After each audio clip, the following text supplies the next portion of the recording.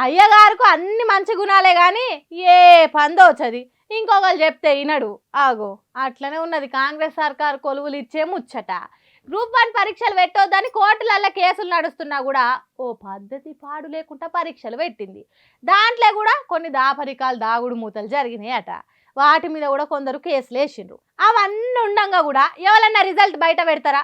ఎవ్వరు పెట్టరు కావచ్చు, మేమైతే పెడతామని గుడ్డెద్దు చేనులో పడ్డట్టు వెనక ముందు ఆలోచన లేకుండా మెరిట్ లిస్ట్ బయట పెట్టింది. ఇక దాని మీద నిరుద్యోగులు లబలబలబ మొత్తుకున్నారు. మాకు అన్యాయం జరిగిందిరో దేవుడా అని కోర్టుకెక్కిండ్రు. తెలుగు మీడియంలో పరీక్షలు రాసిన వాళ్ళకు మార్కులు తక్కువ వేసిండ్రని, ఇంగ్లీష్ మీడియం వాళ్ళకు ఎక్కువ మార్కులు వేసిండ్రని లొల్లి వేసిండ్రు.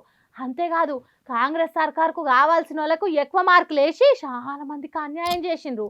కోట్ల రూపాయలు చేతులు మారినాయి.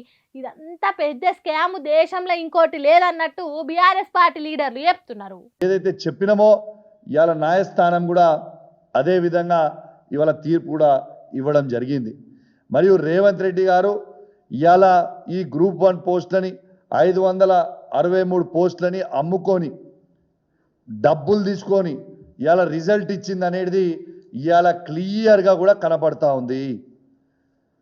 ఇలా రేవంత్ రెడ్డి గారు ఖచ్చితంగా యువతకు అందరికీ కూడా ఇవాళ జవాబు చెప్పాల్సిన అవసరం ఉంది. మీరు ఏ విధంగా గ్రూప్ 1 పోస్టులను అమ్ముకున్నారు? ఖచ్చితంగా రేవంత్ రెడ్డి గారి మీద సిబిఐ కేసు వేయాలని నేను బీజేపీ వాళ్ళని కూడా నేను డిమాండ్ చేస్తూ ఉన్నాను. ఇలా ఆనాడు బాగా మాట్లాడిన బండి సంజయ్ గారు ఇవాళ సిబిఐకి ఇవాళ తనే హోమ్ మినిస్టర్, ఇవాళ దీంట్లో అక్రమాలు జరిగినాయని స్వయంగా కోర్టే చెప్పింది.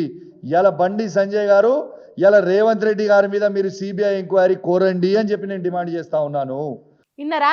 పోస్టులను అమ్ముకున్నారట, పైకం తీసుకొని మార్కులు ఇచ్చిండ్రట. అందుకే కొందరు కోర్టుకు పోతే అప్పుడు విడుదల చేసిన మెరిట్ లిస్టును రద్దు చేసింది కోర్టు. పరీక్షలలో అవకతవకలు జరిగినాయి అన్నది. అంతేకాదు పరీక్షలు రాసిన కాగితాలను మళ్ళొకసారి చూసి ఈసారి కరెక్ట్ మార్కులు వేయాలని చెప్పిందట హైకోర్టు. ఈ తీర్పుతోని తక్కువ మార్కులు వచ్చిన వాళ్ళు సంబరాలు చేసుకుంటే ఇప్పటికే విడుదలైన మెరిట్ లిస్టుల పేరున్నోళ్ళు, మంచి మార్కులు వచ్చిన వాళ్ళు ఏడుస్తున్నారట. సర్కారు చేసిన తప్పుకు మా బతుకులతో ఆడుకునుడేందని కుమిలిపోతున్నారట. ఉద్యోగం ఇచ్చినట్టే ఇచ్చి మళ్ళీ కౌంటింగ్ చేయాలి అంటున్నారంటే ఈ మెరిట్ లిస్టులు ఉన్నోళ్ళు ఎవరుంటారో ఎవరు ఎగిరిపోతారో అని భయపడుతున్నారట. ఈ గ్రూప్ 1 వ్యవహారం ఎట్లా ముందకు పోతుందో ఏమో కానీ తెలంగాణ రాష్ట్రం వచ్చినాక ఒక్కసారి కూడా పరీక్షలు పెట్టి కొలువులు ఇయ్యని జాబులు ఏమన్నా ఉన్నాయంటే అది గ్రూప్ 1 ఒకటే.